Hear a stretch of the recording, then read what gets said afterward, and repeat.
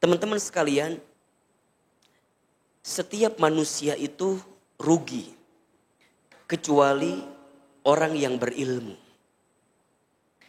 Semua orang yang berilmu rugi kecuali orang yang beramal. Semua orang yang beramal rugi kecuali orang yang istiqomah. Semua orang yang istiqomah rugi kecuali orang yang husnul khotimah. Ada yang bisa mengulangi? Kikio anwe tadi itu. Sugante langsung ditangkap. Coba diulangi. Setiap manusia itu rugi kecuali orang yang berilmu. Semua orang yang berilmu rugi kecuali orang yang beramal. Semua orang yang beramal rugi kecuali orang yang istiqomah. Semua orang yang istiqomah juga rugi kecuali orang yang husnul khotimah. Oke, setiap manusia itu rugi kecuali orang yang berilmu. Berilmu. Oke. Sekarang Ahilman tanya, menuntut ilmu itu wajib atau tidak? Nabi sampaikan dalam hadis, mencari ilmu itu faridotun ala kulli muslimin wal muslimat. Kewajiban bagi setiap kaum muslimin dan kaum muslimat. Bahkan seseorang diperintahkan menuntut ilmu dari sejak kapan? Dari sejak dia hidup sampai kembali ke liang lahat. Menuntut ilmu itu wajib. Pertanyaan kedua sekarang. Ilmu itu penting atau tidak? Penting? Penting aja, penting banget. Cius? Mie apa? Mie ayam. Ahilman, ilmu itu penting, iya. Karena ketika kita ingin mendapatkan apapun dalam kehidupan kita, harus pakai ilmu. Kata Nabi, man aroda dunya fa'alaihi bil ilmi. Barang siapa yang mau mendapatkan dunia, harus dengan ilmu. Wa man arodal akhirah fa'alaihi bil ilmi. Barang siapa yang mau mendapatkan akhirat dengan ilmu. Wa man arodahuma fa'alaihima bil ilmi. Barang siapa yang mau keduanya, dunia akhirat, maka harus dengan ilmu. Pertanyaan sekarang, Ahilman, ilmu seperti apa yang akan mengantarkan keberuntungan kepada kita? Tentu ilmu yang bisa meningkatkan iman kita. Jadi bukan hanya sekedar ilmu, bukan. Tapi ilmu yang bisa meningkatkan iman kita kepada Allah Subhanahu wa ta'ala. Sehingga iman dan ilmu itu adalah dua hal yang menjadi indikator penting ketika seorang manusia ingin diangkat derajatnya. Jadi kalau teman-teman sayang, ingin dimuliakan hidupnya, maka harus punya apa? Iman dan ilmu.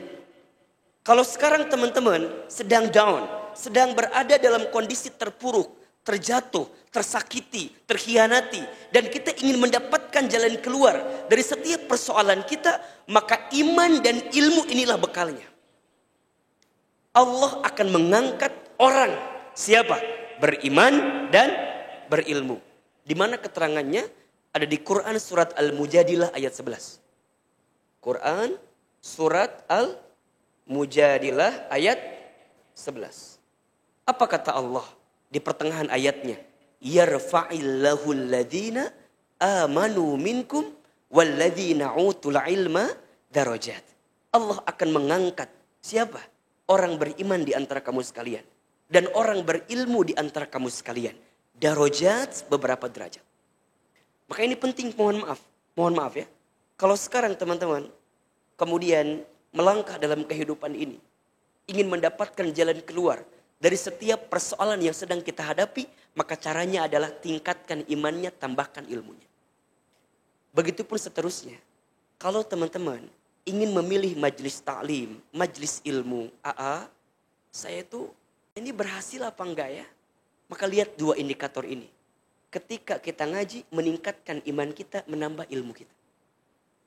Maka mohon maaf, ngaji bukan hanya sekedar untuk nambah pinter. Kalau sekedar pinter, Google lebih pintar dibanding kita. Betul nggak? YouTube lebih pintar dibanding kita, betul? Tapi lebih dari itu, ketika kita taklim ingin meningkatkan iman kita kepada Allah. Nanti apa dampaknya?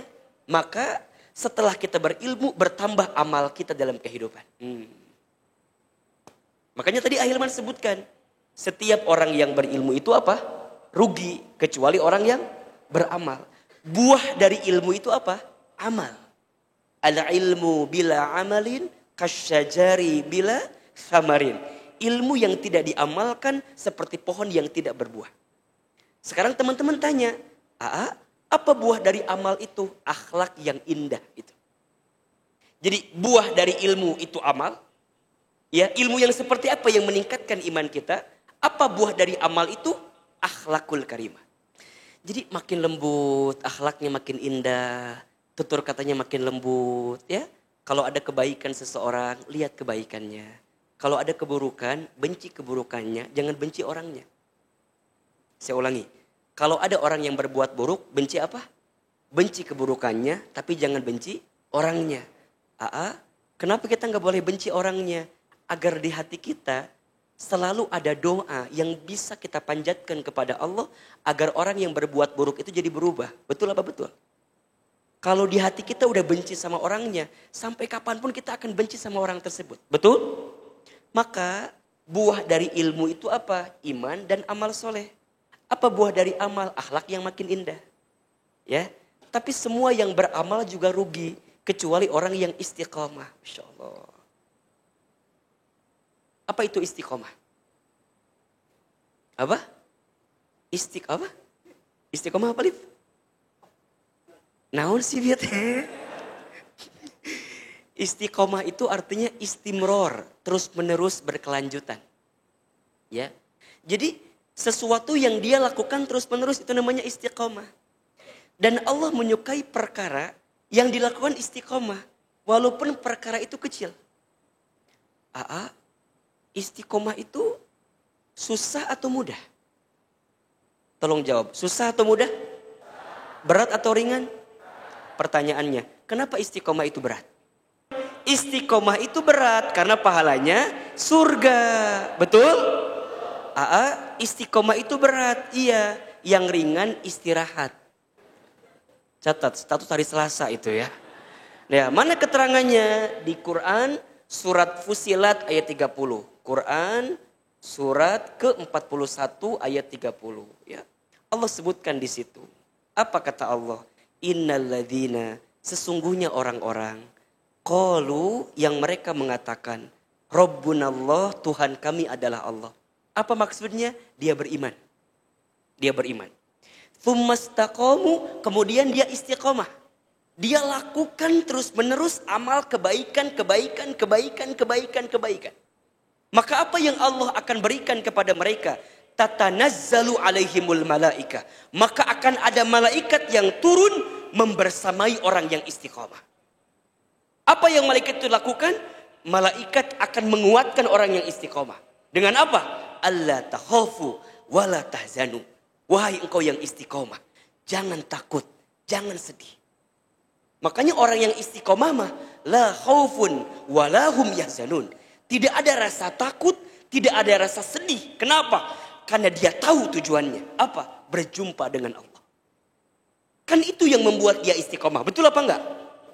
Saat dia lelah, saat dia capek, saat dia terpuruk, saat ada orang, enggak ada orang, sedikit, banyak, apapun kondisinya, dia tahu yang dia impikan apa? Perjumpaan dengan Allah. Allahumma inna nas'aluka ridhoka wal jannah wa na'udzubika min sakhatika wan nar. Ya Allah, kami bermohon kepadamu ridhomu, surgamu, dan kami ya Allah bermohon kepadamu jauhkan kami ya Allah dari siksa api neraka. Apa yang membuat teman-teman akan istiqomah? Harus tahu tujuan hidup kita apa. Tujuannya berjumpa dengan Allah, mendapat ridho Allah, masuk ke dalam surganya Allah.